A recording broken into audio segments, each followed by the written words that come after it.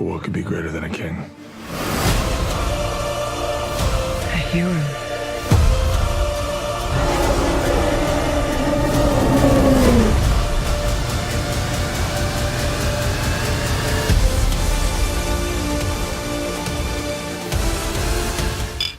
Now we're gonna close things off with Aquaman, boy. So before we get into Atlantis and the world of Aquaman and all that stuff, right? We gotta talk about the DCEU. How they started off strong-ish with Man of Steel. Well, sorry, not strong-ish. Promising, I would say, with Man of Steel. We both defend this movie. And then, for some odd reason, they just dropped BVS, Dawn of Justice, which was your worst movie pick of 2016. They just made they just made so much bad decisions in that it just boggles the mind. Just all the bad creative decisions that they make with this show, boy. But even worse is the decision the following year. Instead of we had the Wonder Woman, of course, right? But instead of giving us Aquaman and let's just say a Man of Steel 2 and a Batman movie, in this case like a solo movie with Ben Affleck, no, they just say, nah, we're just gonna do Justice League one time, Dread. We're gonna bring in Aquaman into this. We're gonna bring in Cyborg into this. We're gonna bring in we're gonna bring back Superman into this. We're gonna bring Flash into this. You know, he had a little cameo in Suicide Squad, which made no sense. He had a cameo in BVS, which made way more little sense than anything else. You know what I mean? But but let me just jump the gun. Basically, that's my point that I want to get at before we get to Aquaman here. How they just literally had to jump the gun literally with this super team movie, right? Which is like when you look back at it, I mean, I think what I think the score I gave it was a 2.5 out of 5, right? Or it could be a 3. But just basically, if you want to see it, right? Or it was it's within that category there. But for me, it was just like y'all could have just relax, take a breather, take all the time, flesh out the DCU a little bit more. I know Marvel do their thing. I know they're scared because Infinity War coming up, but oh gosh, just kick back, relax, check. People love DC. People love the characters. We fuck with DC, don't get tired. As I was making that joke, as I was making, it's not really a joke, but it's just every time I try to talk about these movies, I can't help but think of Dwayne McDuffie and what could have been. McDuffie was still alive. Imagine if he was the showrunner to this stuff in the same way Kevin Feige was for what Kevin Feige is for the MCU.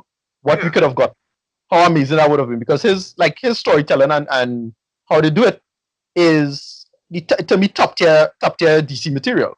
I still consider the Cadmus arc and stuff like what do you call it, boy, Divided We Fall and these kind of things so high in terms of what, especially Divided We Fall. Love that. It's what you're supposed to be doing with this material now, and it's utterly shocking how these people just can't borrow from that and understand this material. It's just so shocking. And as I always keep asking the question, where is Alan Burnett in all of this now? Where is Alan Burnett? Why does he can't make this work? It's Zack Snyder's at the root of the problem. Apparently, I know the show, maybe David Goyer, it have a big discrepancy between the TV people and the movie people, and again, much like Michael Bay, it says, well, I'm the boss because I make movies, so fuck all here. We gotta do our own thing, and it don't matter if we burn it to the ground, we better than them anyway. And like basically with Batman v Superman, Dawn of Justice. Again, Man of Steel was okay. It had some smart, decent moments that, again, Man of Steel is a movie you could have done some little fixing uppers and fixing up the edit, a couple reshoots, and it would have worked perfectly fine, in my opinion. And I would say, I still say they could improve that character, Superman. Don't make him emo, Christ Superman, but make him a little bit more of the Superman that we know, you know what I mean? That's it. No, you can still do that in the context of the movie, at least for a first film. You have a chance to do a first movie, and giving you a chance to do something. We have no problem here doing this the quote-unquote reboot.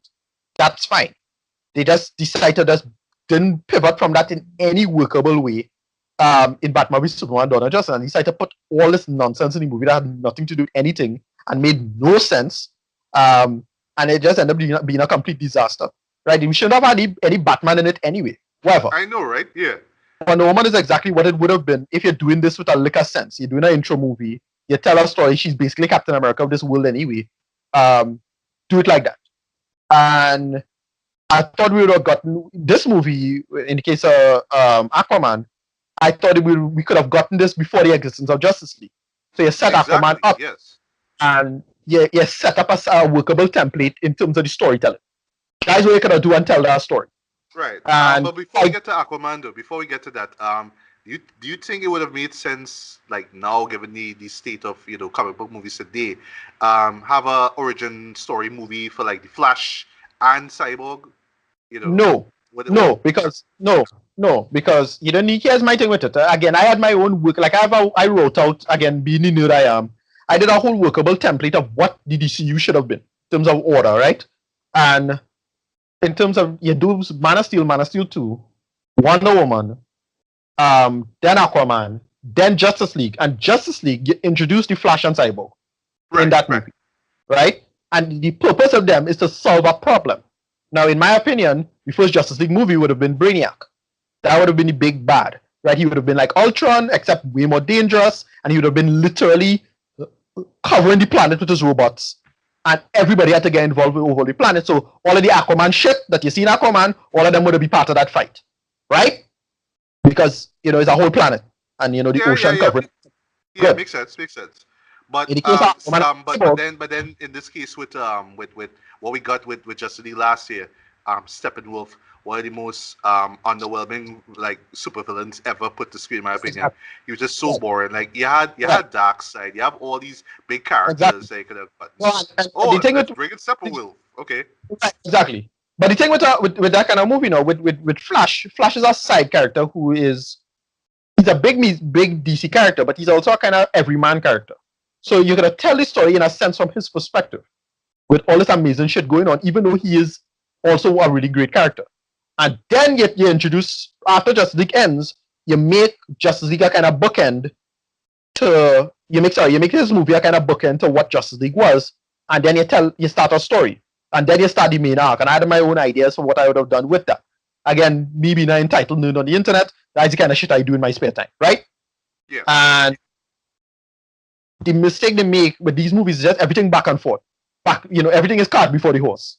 They decide to put characters before and introduce this. So now with Justice League, you have 3 characters you're introducing to your movie.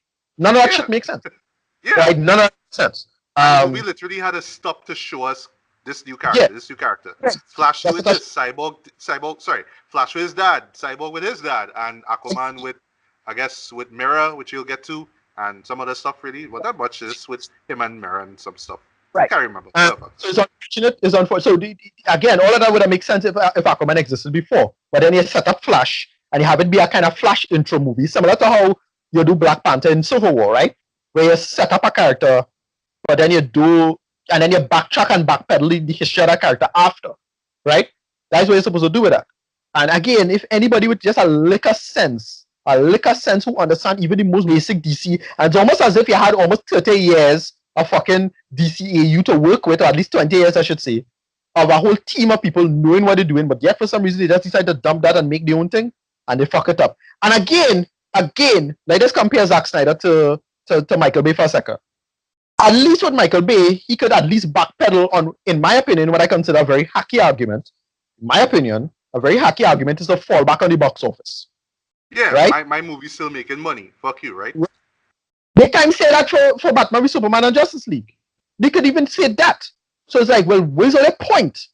What is all your point? And they had to learn the hard way that the only thing that is listened to is money. And at the end of the day, Justice League failed. Batman v Superman, in my opinion, is a letdown and a disappointment. Man of Steel, I expected to not do all that well because of the different approach, but I expected, you're building a momentum to something, to a second film, and you make it work. And it's just really shocking how they could not get this stuff out of the ground. And I'm going to talk about Suicide Squad again. I was just like, whatever. Like, oh Lord, let's not even bring up Suicide Squad, right. Please. Yeah, with this film now, you get the feeling that they just do a kind of soft rebootish kind of something, because they just literally contradict a bunch of shit from the last movie. Like, it's almost as if Justice League, it's almost as if this shit was supposed to come up before Justice League. But the way he talking to her as if he knows she. I was like, yeah, but you don't know the Mirror. Yeah, you didn't meet Mirror before. Why does you're talking as if you don't know she? Yeah. Yeah. Good point.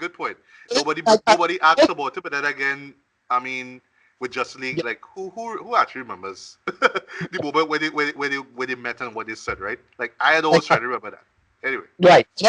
And then on top of that, they act as if, well, none of the Justice League members even exist in this universe. Like, well, we're Superman, we're Wonder Woman. Little things like that you had to think of. In the Marvel movies, they kind of address these things, right? Because, well, the events of these things kind of happening roughly at the same time, and they couldn't really get across to help out the other person. Here's why. No mention, nothing, not even a word. It's like, wow. Well, yeah, but look, James Wan decided to make a big, bold action movie, and I just going to straight up say it. Much like with Justice League, they kind of just give up on the vision, decide to go a different direction. And from my entertainment, trash, but my kind of trash standpoint, it does work. It's a big, loud,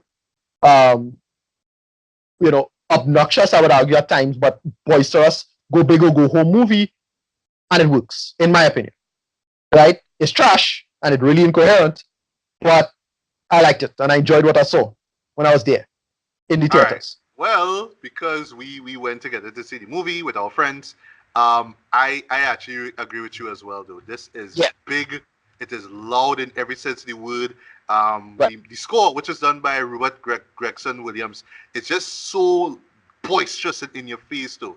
But it fits perfectly with the tone of the story, which is just it's one of those shows like where you call a kitchen sink movie that they just throw everything at you, including kitchen sink. That's how it feels like. It just and what I would actually, well, my perspective on this is that if you like followed like Warner Brothers' right, big budget filmmaking over the past couple of decades, right, this is so right up their alley. This is so Warner Brothers slap a big budget on this movie kind of extravaganza. Like if you've seen, well, maybe not the Matrix movie, maybe not the first one, but if you've seen Reloaded, Revolutions, if you've seen Man of Steel, Wonder Woman, if you've seen from last year King Arthur, Legendary Sword, like that third act alone, you know what I mean? It's just big and in your face. Yeah.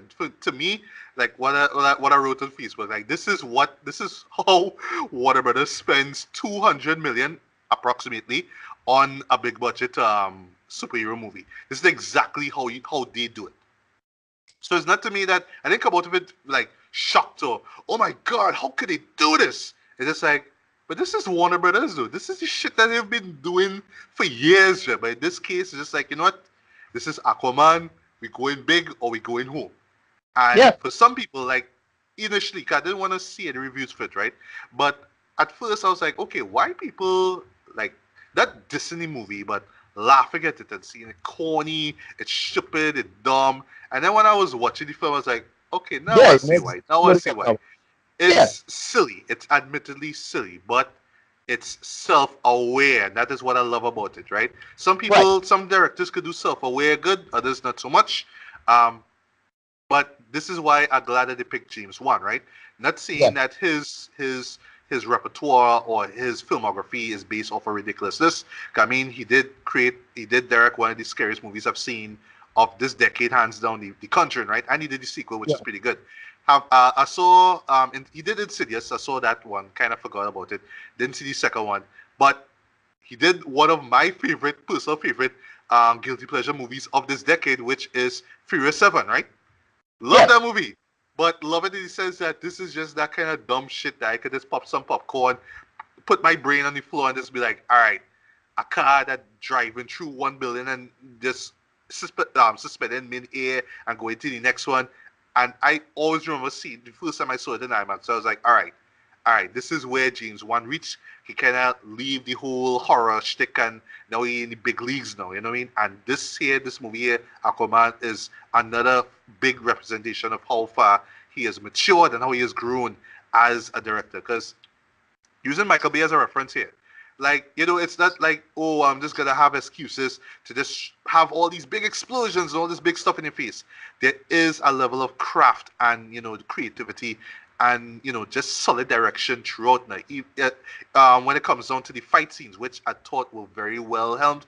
The fight scenes were badass, they were well shot, well choreographed, by the way, I would say that much. All they could tell, stuntman there. But whatever, they were well done. Set pieces, oh my God, visually, this movie is stunning. It is breathtaking. And once again, the self-awareness of it all, right? So to me, though, how I sum it up is that, this is like a Saturday morning cartoon, but more Japanese Pretty much. anime come to life. Like this is Dragon Ball Z or some other shonen anime come to life. Jen. Even right down to the poses that a guy makes when he makes his final blow or a punch or whatever it is. To Yeah.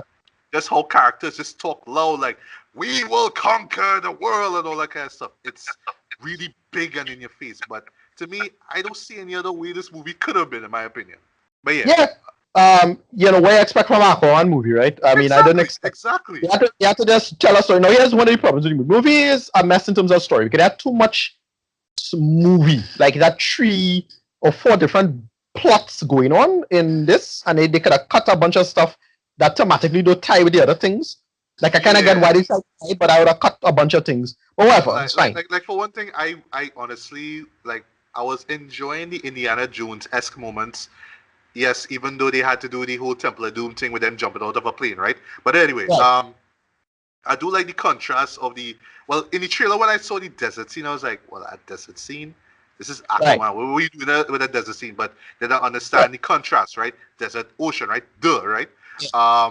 So, yeah, the moment when they went inside the kind of catacombs area, I was like, but this is like straight out of Tomb Raider, Joe. Like legit, you know?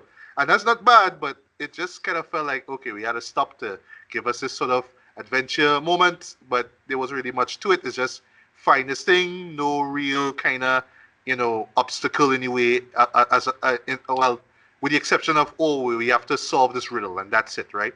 I do like the moment where he gets the new suit and how he does that, having to fight that sort of, I would call it a gigantic octopus, so if it is, maybe is that just a tentacle creature? Yeah. Well, Kraken. Well, if you want to use the whole Greek stuff, yeah, it's a Kraken, right? And ironically enough, I didn't even know it until a friend mentioned to me.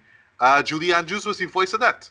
Like, holy shit. And this was me thinking, it was either this or Mary Poppins Returns, right? If you know, Julie Andrews starred in the original Mary Poppins, right? So like, shit, she's in this movie. Okay, cool, whatever.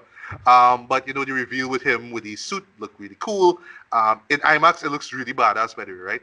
And you got to see some really badass moments with Jason Momoa as, the new and improved Aquaman, basically. Or I should say Aquaman 1.0, or 2.0, I should say, right? And the subject of Jason Momoa, I thought that his performance was decent. I would say that much. It's not like a standout, Oscar-worthy performance, given the material. But you could tell that this guy was having a blast with this shit. Like, I mean, this is your own movie, Jen. You don't have Henry Cavill and Ben Affleck and Gal Gadot breathing on your shoulder, although I wouldn't mind Gal Gadot breathing on my shoulder. Just kidding. But yeah, this is his own movie, and he just does well. He just commits to the performance. I love that. Even in moments where he's just, the average everyday man, just with some tats and, that suave attitude that he has, and, quips and whatnot, right? Even right down to when he actually becomes Aquaman himself, you could tell that he's just enjoying every moment that he is on screen. Amber Heard as Mera, I thought that she was fine as well. Not only did she look fine, but her performance was pretty solid as well too. And I like the dynamic between the two, although I wish that they could have explored it a little bit more instead of trying to go for, eventually they're gonna kiss, right? And yes, they do it, and it looks every bit as over the top and dramatic as you expect it to be. And when that moment happened, I was like, well, of course this had to happen. Of course they had to play it out like that. It's silly, of course. Yeah, that reminds me of the scene in Man of Steel when Lois and Clark is with all the destruction around them. Like, or they make yes, you're right. Yeah. Willem Dafoe. He was fine. He was fine. But I felt that character-wise, because I mean it's Willem Dafoe, right? Right. Outside of Spider-Man, where he played Green Goblin, he is a great actor. But I felt they could have given him a little bit more to do. His dialogue was on the cliche hammy side. Sorry, not hammy. I'll get to hammy in a bit. Was on the cliche side because I was looking at it like, oh well, you're clearly the kind of Shaolin monk. You're the sensei that trains Arthur Curry, which is what he does actually. And I do like how they do the flashback scenes. Really subtle how they do it, although the transition back was kind of clunky in my opinion. Yeah. There was one flashback where you saw Arthur as a teenager. Basically, he had his like first like arm tat, and that kid's performance. I mean, no offense to the kid, but that performance was goddamn horrible, Jed. But it was cringe-worthily horrible, boy. To the point I was just like laughing, Jed. Like, what do you mean? What are you talking about? Am I supposed to do this? And you see him like real trying to emote, real trying to cry. I was like, please cut to the next scene. Please cut to the next scene. That was what I was saying, right?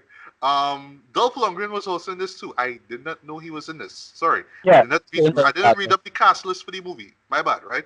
Yeah, and it's kind of not surprising because he was in a little movie called Masters of the Universe, right?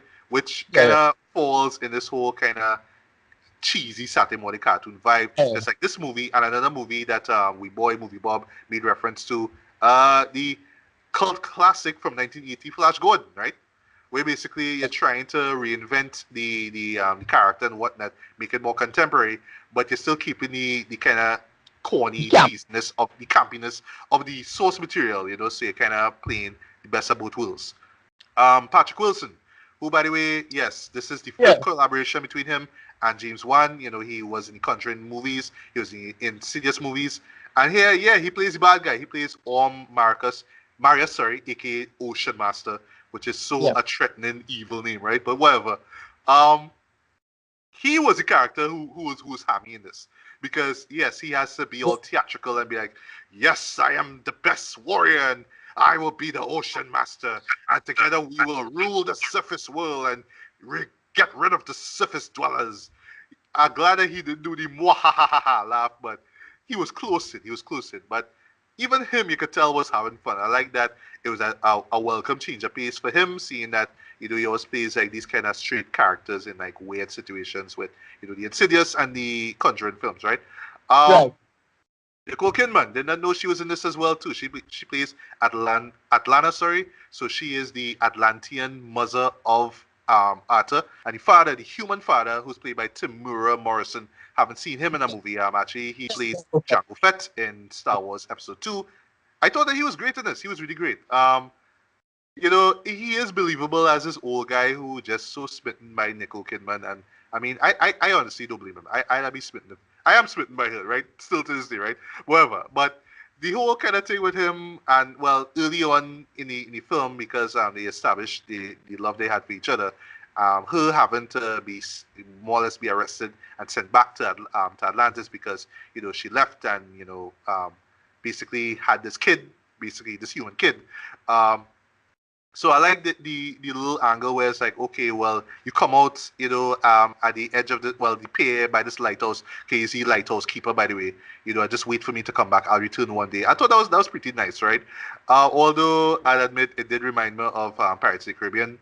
With Orlando Bloom and Keira Knightley's character, basically. It has that kind of vibe, like, I'll come to meet you one day. Just come out there and I'll be there. That's very Pirates of the Caribbean. And speaking of pirates.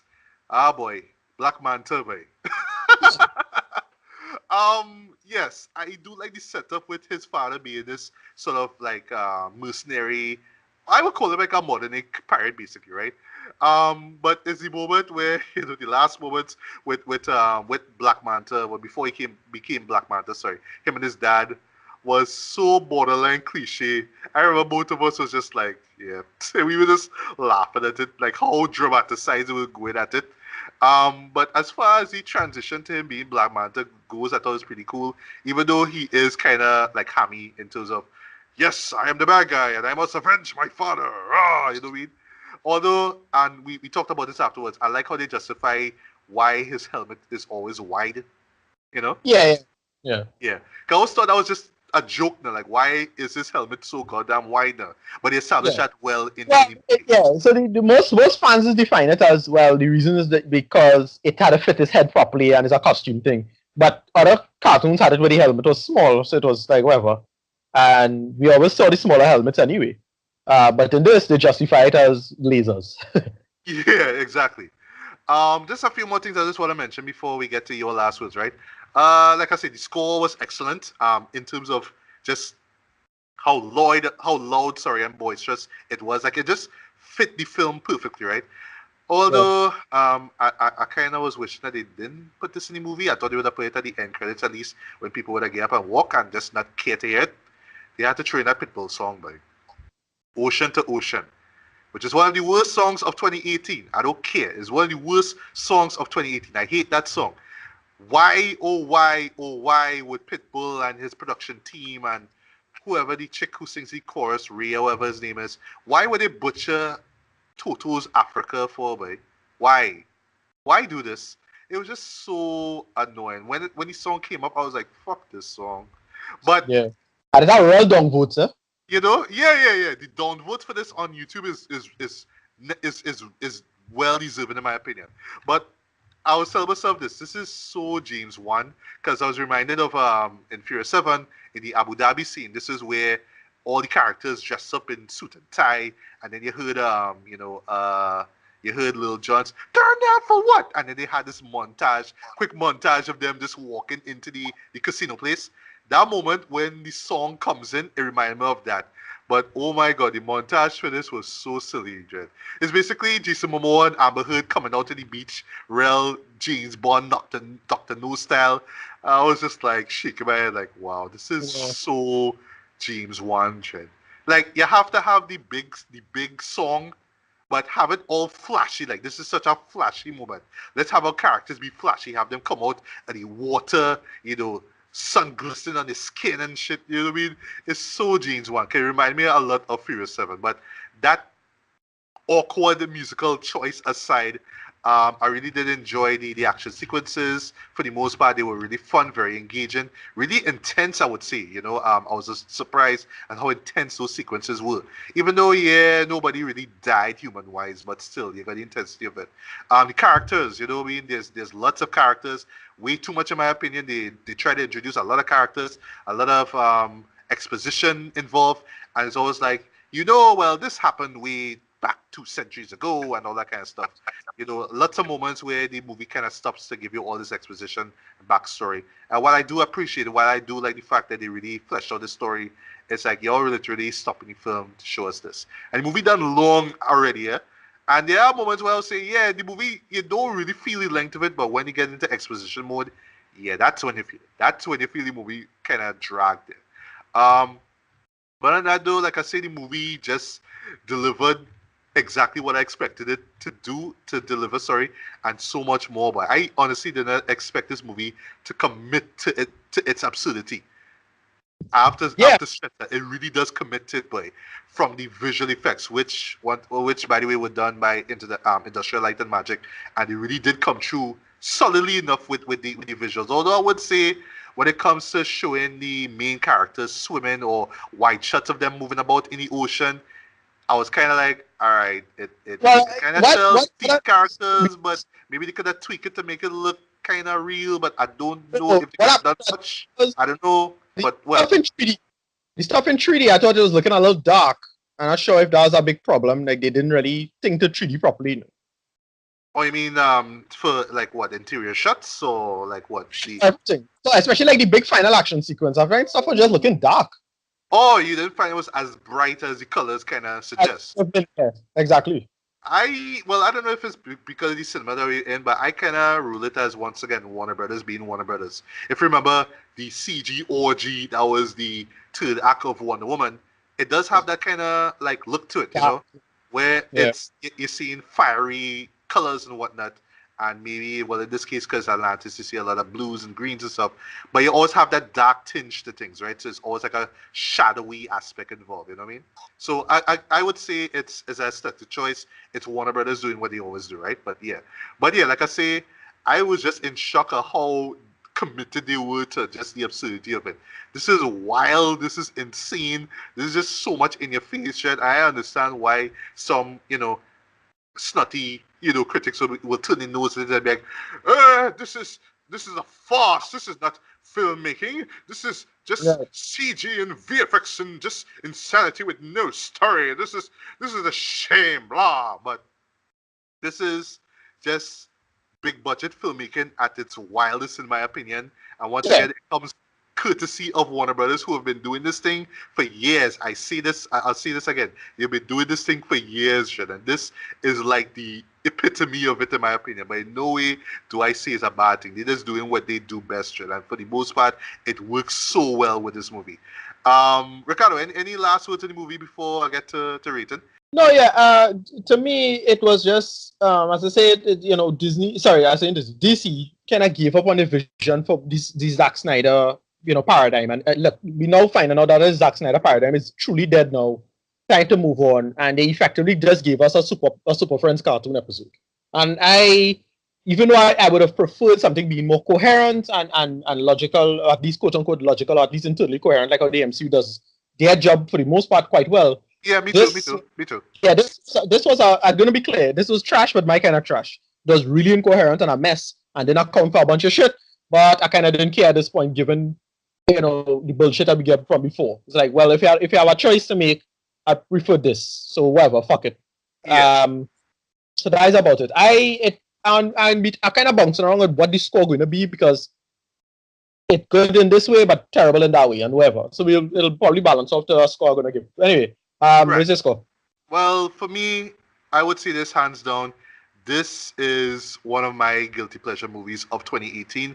This joins Overlord, which I assume was going to be the only movie that in that category. But now, boy, this one deserves to be on that list, right? Because of how absurd, how wild, how batshit crazy and insane it is, without being too insane, of course. I mean, this is not some kind of movie that just makes absolutely no sense. You just watch it because the visuals are there. The story is there for the most part, but yeah, the story could have been fleshed out a lot better. It could have been a lot stronger, and not really rely on the overabundance of VFX. But for what it's worth, though, I still would give this I would still give this as a guilty pleasure movie a decent 4 to 5, man. I was gonna say light, but I would say a lighter, decent 4 to 5, really, right? I would say this is a movie that deserves to be seen on big screen, right? In theaters, right. In 3D, in IMAX if you could, right? If you're willing to wait till it comes out on home media, I personally would actually buy this shit if I could. I would play this on my monitor. I would have my volume up to 11. I'd just be blasting this shit, Jed. I'd just shut my brain off and just relish in the in just the absurdity of Warner Brothers' big budget filmmaking, Jen. But yeah, like I said, this is a guilty pleasure, true and true. There's no way me saying that this is a terrible movie at all. And I guess if you're going expecting a strong story, strong characters, and just really establishing why we should care about Aquaman, you will be disappointed by this. But if you just want just a movie that will just stand out amongst the stuff that we've gotten so far with the DCEU, something that will really hold its own, basically. Just on the visuals alone, then yeah, it does work. Right. But I still say go see it if you get a chance. Right. So yeah, this was pretty much Pacific Rim. Pacific Rim 2. Pacific Rim 2 for me again, all over again. Oh Lord. But I actually enjoyed this way more than Pacific Rim 2, boy, because I had the Pacific Rim, set up so much into the aesthetic, and then the sequel discovers say, nah, well, Del Toro, or they make earning Oscars and shit. So let me just go to Saturday morning cartoons and Godzilla, throwbacks and whatnot, and but that's dumb and make no sense. Wow. Yeah. Oh yeah. Well, that's utterly shocking, though. So I don't know. Well, no, I mean, if you actually like Pacific Rim 2, that's fine, though. But for me, I was just kind of indifferent to it. I remember just like it was what it was, but I really did feel it was a step down from what Del Toro established with the first film. Because with the first film, it was like a labor of love. You could tell the man know the shit, he loved it, he put his heart into it. Maybe not too much, but you could tell he put his creativity into it. And in this new one, it was just like, well, we don't know what to do, how are we going to go forward? So let's just be Power Rangers, right? And that was it. Yeah, but for me, it was the exact opposite. All the things I wanted in Pacific Rim, I got in Pacific Rim 2, even though it was less filmmaking. It was a shame that, and that's basically what I got from this. I really wish we could have gotten a better coherent narrative from this. Right. But it went so bold and so ridiculous with it. I was like, well, it just push all the right buttons. I mean, never have encountered a film that push all the more base buttons in this way, and then all more higher functioning buttons negatively in this way. Because if I were to cater to the higher functioning thing, this movie's terrible. But okay, so the baser aspects, I love it. I can imagine a young kid loving this a lot. Of course. Yeah. But, I'd yeah, actually so- imagine I would imagine like non comic book fans enjoying this too. right. Yeah. Exactly. And look, because of the spectacle, it gets a lot of points for that. But because of the story, it's just a total mess all over the goddamn place. I'd drop it some points. So, yeah, go see it in IMAX because of the spectacle. But from an actual rating standpoint, I give it a high CC. It's All just right.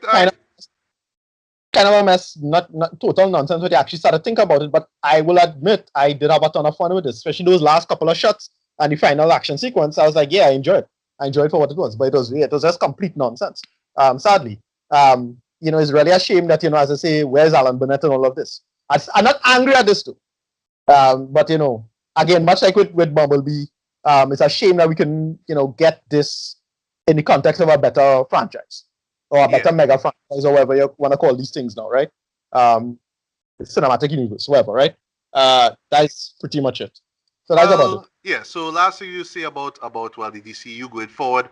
Well, next year we get to Shazam and Wonder Woman 1984. So I already know both shows are gonna have their own individual aesthetic and commit to those, right?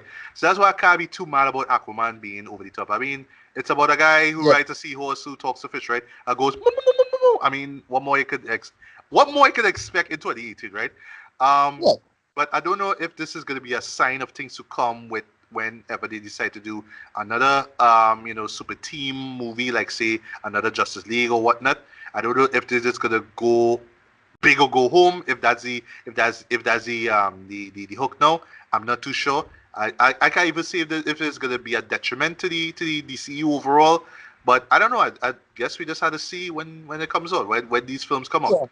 But I would say with Aquaman though, there is some gas in the tank left with DCU. I mean, Wonder Woman showed that there is hope, right?